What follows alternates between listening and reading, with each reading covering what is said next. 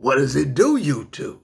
Welcome back to another episode of Scotty Says. I am your host, and in the aftermath, in the glow of last night's epic Rams playoff victory, a dominating, smashing, brutalizing beatdown of the Arizona Cardinals as the Rams advance in the playoffs to take on now the old GOAT, I had to give kudos, big ups, shout outs. I have to give credit due to the Rams in general, but specifically, I want to give recognition to that Rams defense.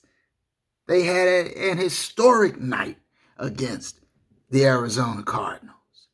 I have to give a shout out to Matthew Stafford, who played clean football in quarterbacking the Rams to victory and getting his first playoff victory in his career.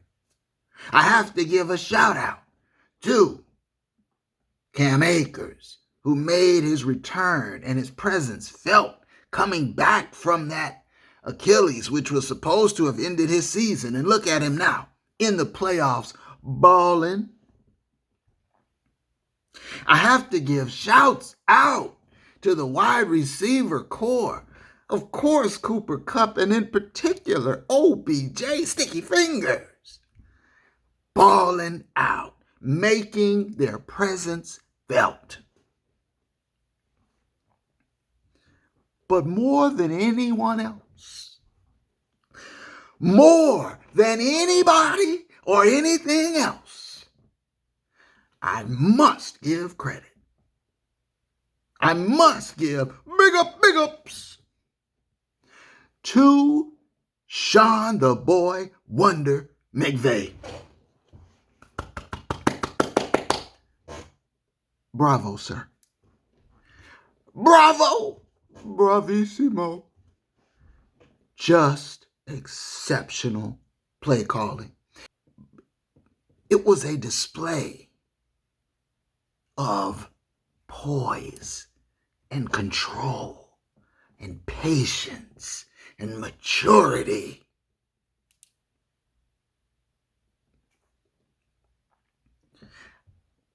I have to say, now, I've been chronicling the LA Rams for over a year now.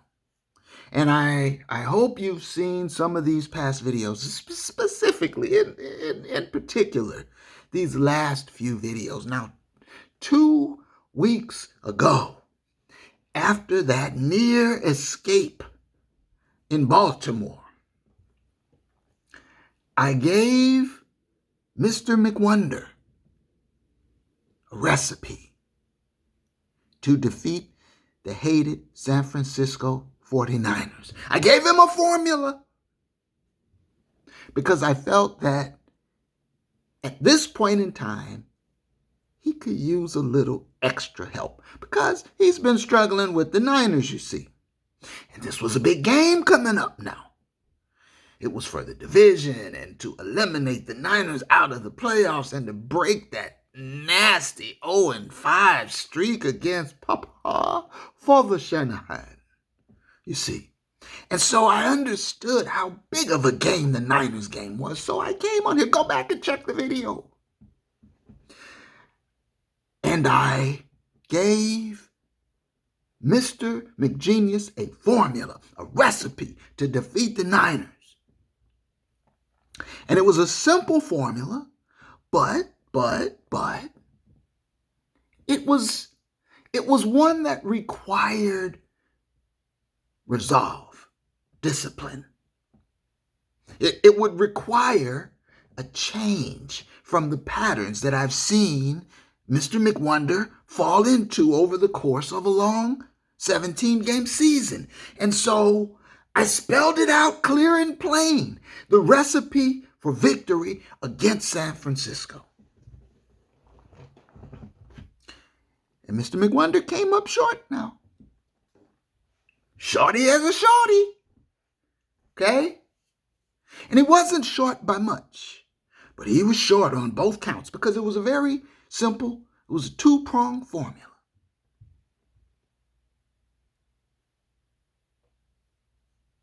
And the recipe was simply this. And I offered this in the spirit of giving. Because as a Rams fan, I care and I wanted to help. That was all. The recipe, the formula, the blueprint was simply this. You must restrain the poltergeist. And the only way to do that is be strong in the run game. And the simple recipe was a minimum of 30 carries by your running backs. 30 carries minimum. And in conjunction with that, a maximum of 25 pass attempts. 25 pass attempts maximum to restrain the haunting, the malevolent spirit, the poltergeist that has inhabited one Maddie from the D. That's all it was. Just those two things. And when the dust cleared at the haunted palace in Inglewood, Mr. McWonder came up short. He had nearly 40 drop-back attempts for Dr. Jekyll and Mr. Hyde to ball from him. And he only had about 26 rushing attempts. Just a smidge short of the recipe.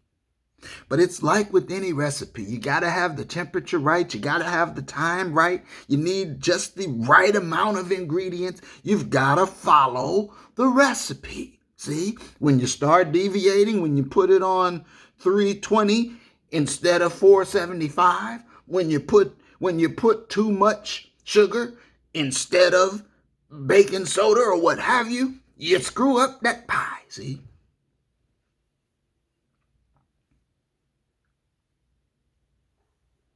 And the Rams lost that game in overtime after having a 17-0 lead. Because he didn't follow it. And there was no better time to follow it. Up 17-0, follow the formula. Hand the ball to Sony Michel and Cam Akers, who was coming back. And put that straitjacket on that poltergeist. But he didn't do it. And they lost. And I followed that up the next week. And I came on, and it was a longer video, I will admit. And I am going to make certain that I keep this one shorter.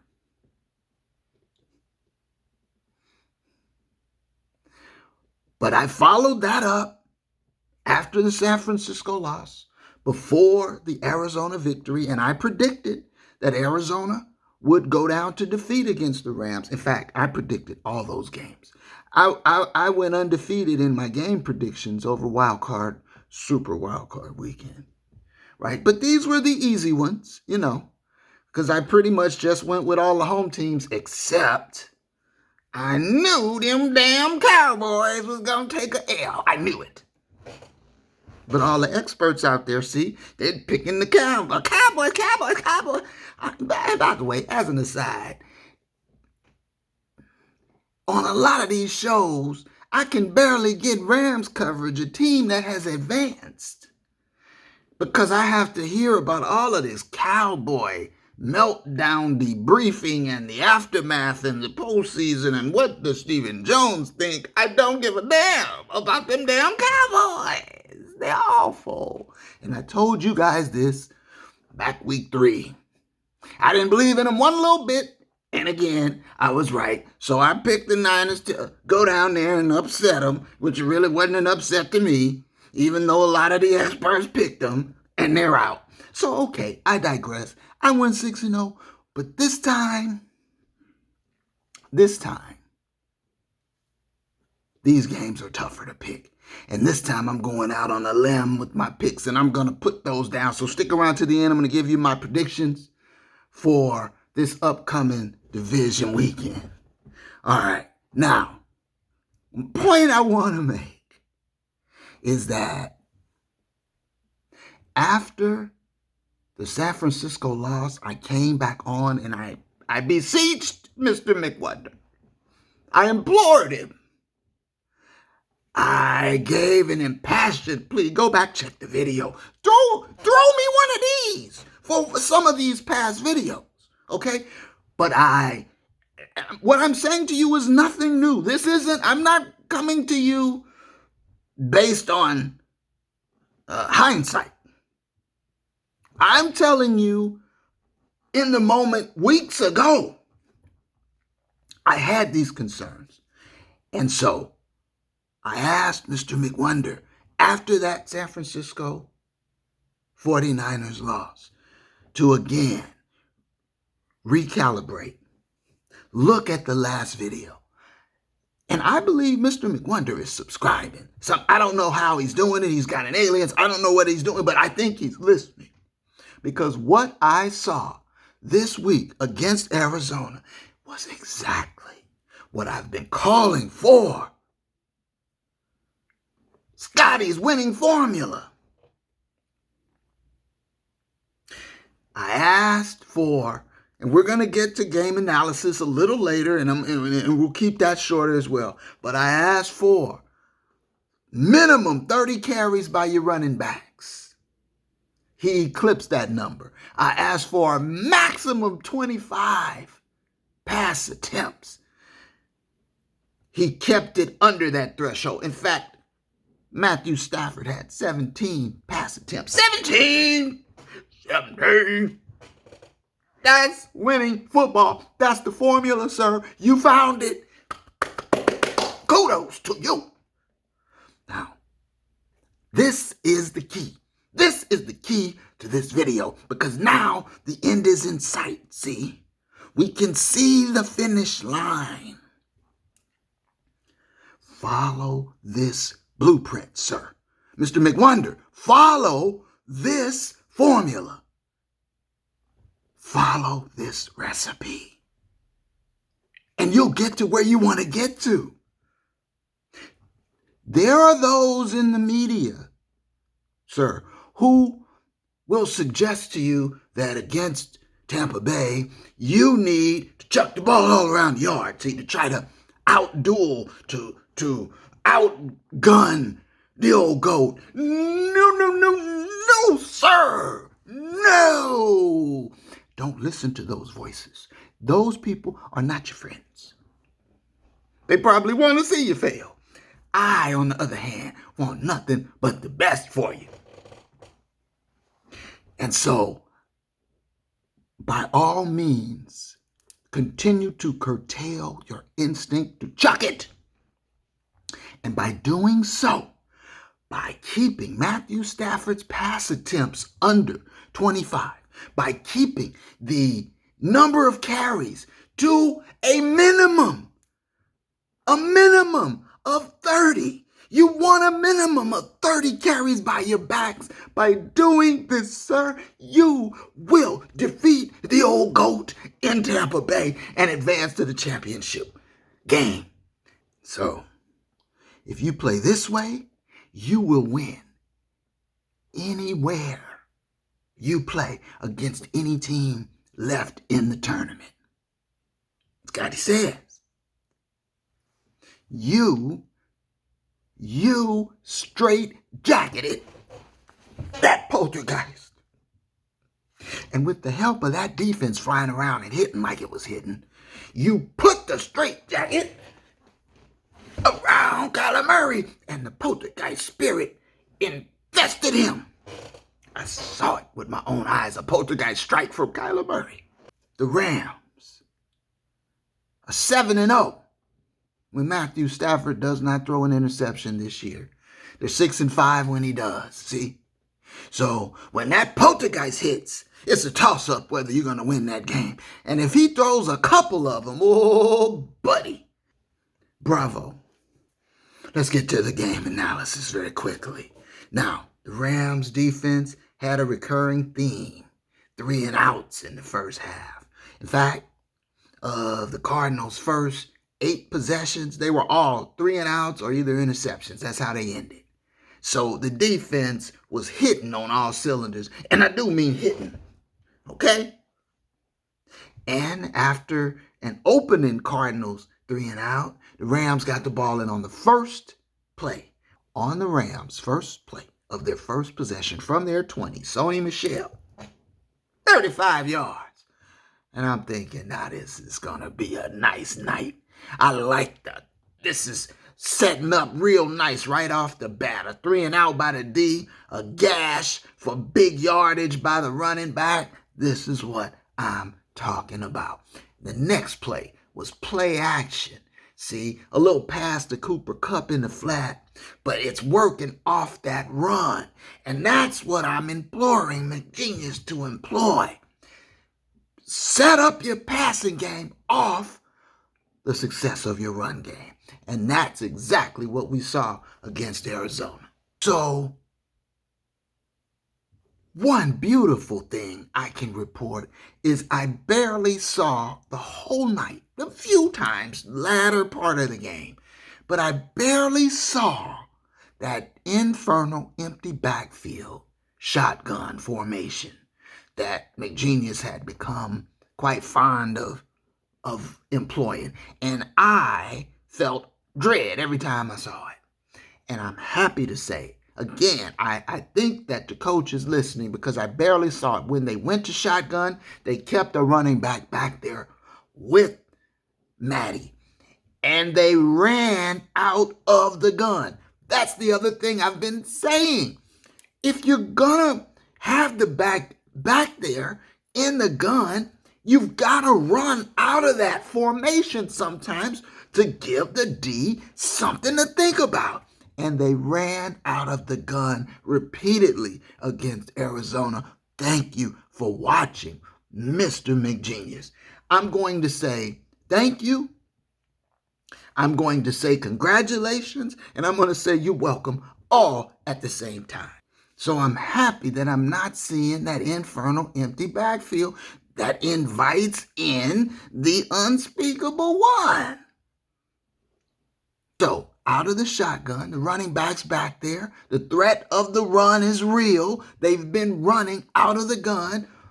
Stafford throws, touchdown, OBJ. Rams up 7-0. And the Rams would not trail this evening. And so, you can feel already the Rams taking control of the game. You feel that domination starting on both sides of the ball. Now, after another 3 and out, which is just going to be a continuing theme for the Arizona Cardinals in the first half, the Rams are still running the ball, still running out of the gun. Great balance, Mr. McGenius. And the time of possession discrepancy is building up. At one point, it's 122 to -3 in total yardage advantage LA. And as the second quarter gets underway, we're still rolling. Although I am wondering why McGenius is sneaking Matty from the D so much. It's like he almost, I don't know, you might be exposing him to a little more risk than necessary. He has been known to cough up one or two, and he has been getting the snot knocked out of him on occasion. He got the snot knocked out of him again last night. So, excessive use of the quarterback sneak, I don't really see the point when you got running backs gouging them for 3, 4, 5 yards a carry, as was the case last night. So, after some yak by OBJ that got the Rams down to a 1st and goal, and after a couple of botched attempts to sneak it in, McVay ended up having to use a challenge, which was successful. 14-0 Rams. And again, give the coach credit. He doesn't challenge much, but he used 2 challenges, both in the first half, was successful on both of them consequential. First one, overturned the refs missing that touchdown on the quarterback sneak. And then the second one, very consequential, because that Rams defense, as I say, flying around, putting helmets on folks. And just was the case when a hit was delivered that jarred the ball loose, and it was ruled complete and fumbled out of bounds. But on the replay, that pop by Scott knocked that ball loose, incomplete. McVay challenges. It is upheld. Incomplete pass, which forces then 3rd and long, which then forces Poltergeist strike by Kyler Murray from his end zone. He looked like Carson Wentz or Matthew Stafford against Tennessee, spinning around and throwing a weak, wounded duck up. Flag. And D. Long Jr. with the pick six, the shortest pick six in postseason history. 21-0 Rams. And baby, this ball game is all but over, because unlike the week before, the Cardinals ain't San Francisco. And there will be no coughing it up tonight. So early in the 3rd quarter, Stafford does in fact get the snot knocked out of him, just in case there was any thought of a poltergeist sighting. Oh, no, not tonight. And ultimately, McVay dials up some OBJ trickeration. OBJ throws a long pass for about 40 yards, complete, and to Cam Akers, who later said in the post-game presser, OBJ should have led him.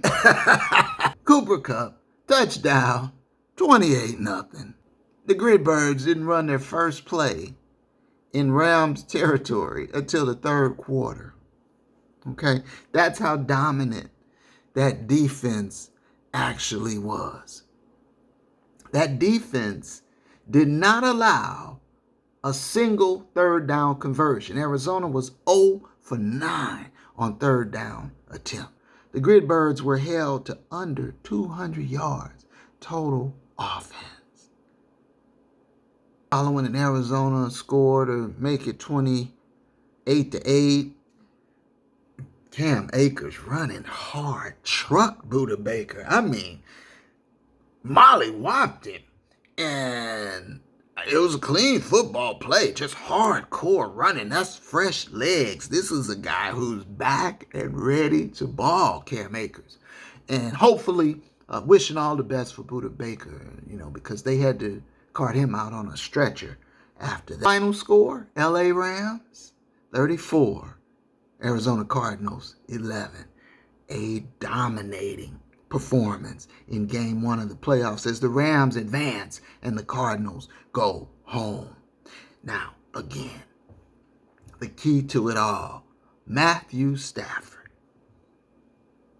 13 of 17. Let me say it again. 13 completions, 17 pass attempts for 202 yards. No interceptions, no turnovers. Clean game.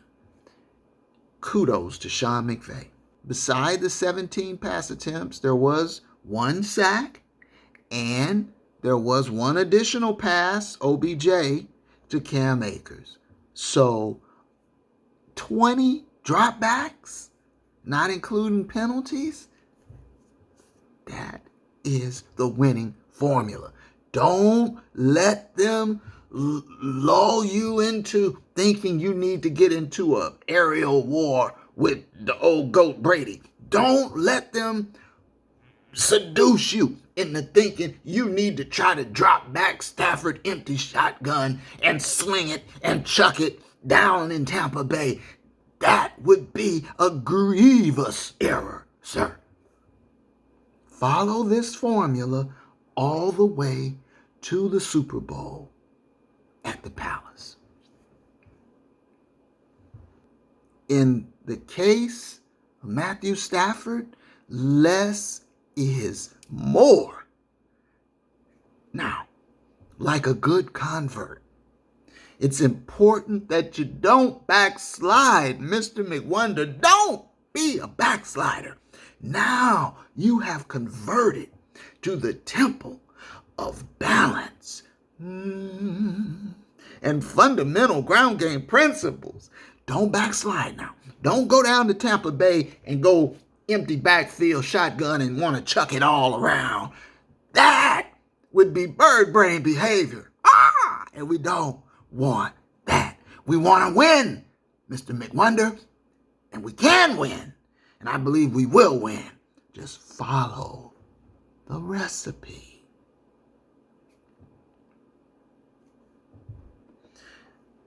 Final numbers for the backs. Cam Akers, 17 rushes, 55 yards. That's lightning. He's got that quick twitch. He's got that spring, the cutback, the acceleration. And then Sony Michel, that's thunder. Heavy legs, pound you, up the gut. Sony Michel, 13 carries, 58 yards. So between Sony Michel, 13 carries, and Cam Akers, 17 carries. Why, how many is that? Carry the 3, that's 30 carries all day long. That's 30. That's Scotty's formula. Right there. And it's a nice split. And it looks like Sony Michel might be wearing down just a bit. He carried a big part of the load these last 5 so weeks. His average yards per carry seem to be tailing off just a bit.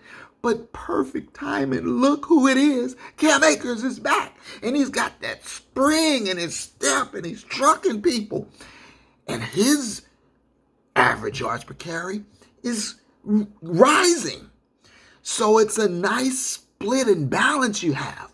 17 and 13, that's 30. You also had runs from the quarterback, several sneaks. Okay, so I'm not going to really even worry about those. But primarily, you got 30 carries from your backs. You hit the number. Now hit it again in Tampa Bay. With all due respect, Coach Wonder. OBJ, 4 nice catches, sticky fingers for 54 yards and a touchdown. He was also 1 of 1 in passing with a 40-yard completion to Cam Akers. Cooper Kupp, 5 catches, 61 yards and a touchdown. Higbee, 3 catches for 46. And that defense with just an historic, epic performance. Special teams look good. Mr. Powell was back there the whole time. That's what I've been calling for as well. Thank you.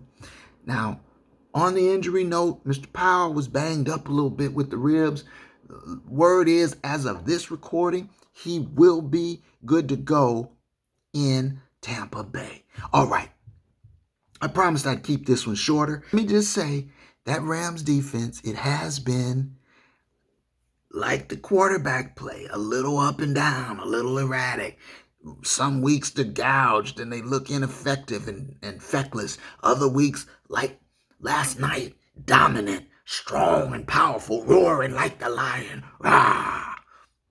So, are they the lion or are they the kitty cat? Meow. Some weeks, meow. Some weeks, rah! I'm hoping that by playing complementary football, tough-nosed football, ground game, pounding it out, 30-plus carries by the backs, control quarterback play, restraining that Poltergeist, I'm hoping that the Rams defense now is really going to continue to ascend. And the team, on balance, is getting healthier. Now, Whitworth did have an ankle injury. And there was also, as I mentioned, the Powell injury. But there's been some talk about Ernest Jones coming back. And we should get Taylor the Rapper back. And so with Cam Akers now back on the scene, it feels like the team is starting to gel at the perfect time. LA's getting healthier now. And with that defense flying around like it was against Arizona, hitting, dominating, molly-whopping with measured play calling and solid special teams, yes, this team can go all the way, just as I predicted it would at the start of the season. And so we have come full circle. Now, predictions. Now, as I mentioned, I picked all the wildcard games correctly, including that upset against Dallas, them Cowboys. But I think those games were easier to pick because I basically went with the home team, which was the higher seed, except for San Francisco, who I knew would defeat Dallas. I knew that. I knew it. This week is tougher, and I'm going to go out on a limb. So here are my predictions for division weekend. I'm going with the home team, Tennessee, over Cincinnati. I think Cincinnati has had a great season, and Burrow is going to play well, but I think they've gone as far as they're going to go this year. Great showing for Cincinnati. I'm going with an upset.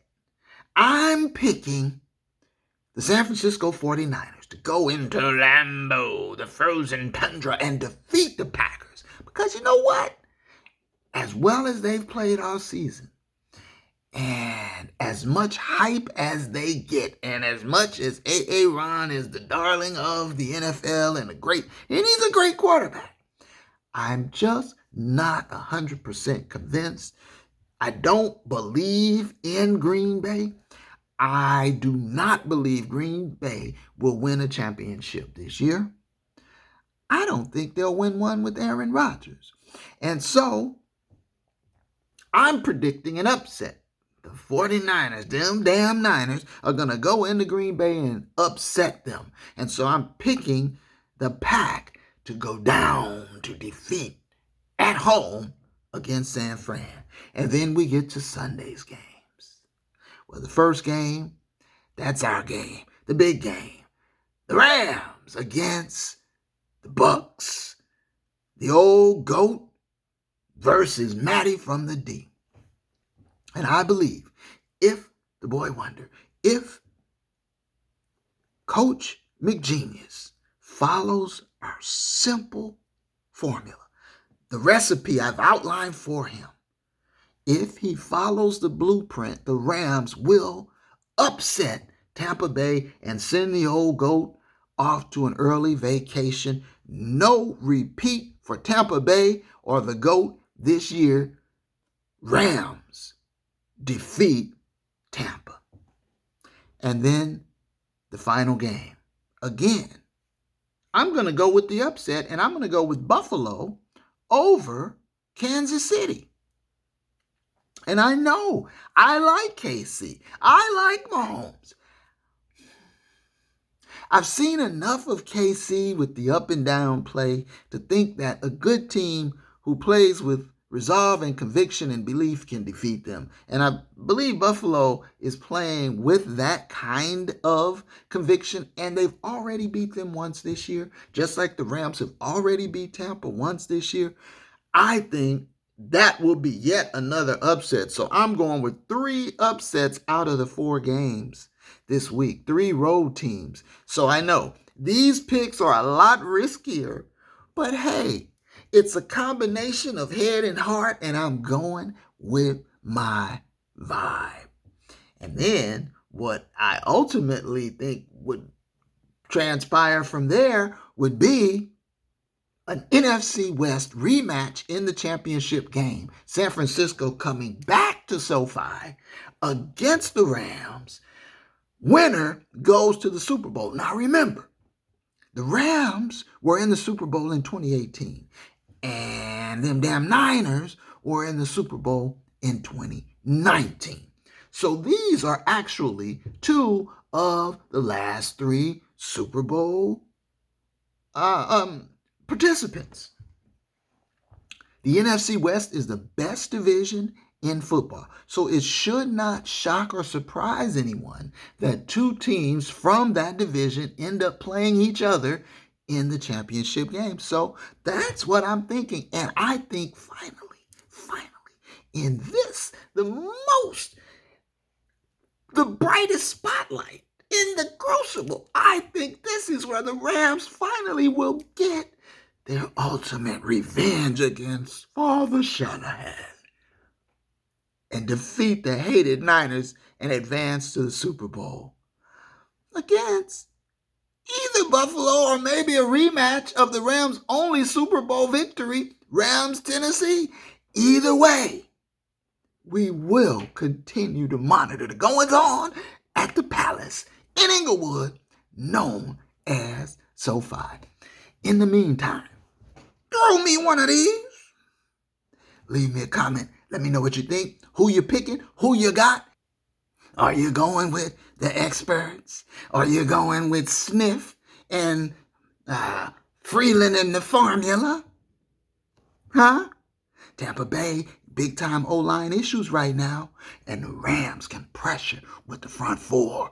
Oh, it's going to be a great weekend. I'm looking forward to Division Weekend in the NFL. Until next time, my folks, Scotty says, one love.